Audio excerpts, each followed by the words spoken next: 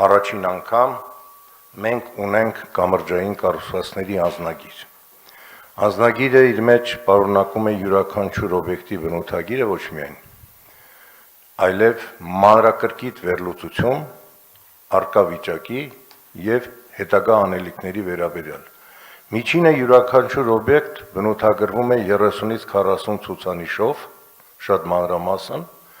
ամենաբարդ օբյեկտները մինչև 70 ցուցանիշով բաղադրիչով, դրանք հաղթանակ, Հրազդան գետի վրա մեծ կամուրջ, Դավիթաշենի կամուրջ, նմանատիպ օբյեկտներ։ Կատարողը ոչ միայն կազմել է յուրաքանչյուր օբյեկտի համար այսպիսի անձնագիր,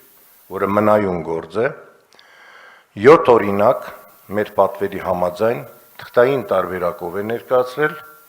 եւ ներկայացրել է ամբողջ աշխատանքը համաձայն տեխնիկական առաջադրանքի էլեկտրոնային տարբերակով։ Մենք պարոն Թևոսյանի հետ մանրամասն քննարկել ենք արդյունքը եւ լավագույն ցուցանիշներից մեկ այդ աշխատանքի այն է, որ սա միայն սառը գույքագրում չէ, այլ այս գույքագրման հիման վրա կատարված տեխնիկական եզրակացության արդյունքում ներկայացրել է Երևանի քաղաքապետարանին ըստ հերթականության, ռիսկայնության, օբյեկտների դասակարգումը կամրջային, որոնք ունեն հիմնանորոգման, վերանորոգման, վերակառուցման, ամրացման աշխատանքներ։ Սա թերևս ամենակարևորն էր մեզ համար, որ մենք հետագա մեր ծրագրերում հստակ պատկերացնենք, որ օբյեկտն է առաջնահին ամրացման, վերակառուցման կամ քանդման ենթակա նույնիսկ, որովհետև նմանատիպ եւս 4 օբյեկտ է հայտնվել այս ցանկում։ Սա ամենակարևորագույն տարբերակն է մեզ համար հետագա մեր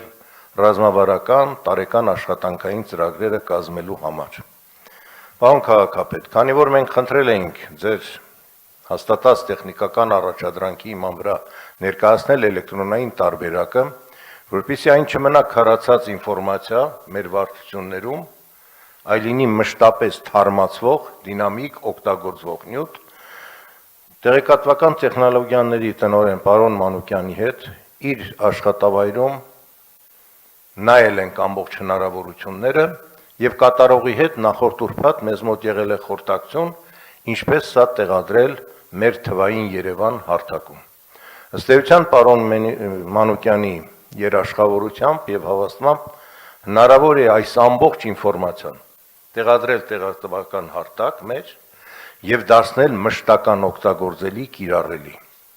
Երբ ես նշում էի ռիսկայնության աշճանով վերանորոգման, վերակառուցման ենթակա օբյեկտների հերթականությունը, այնտեղ կա երրորդ ռիսկայնությունը,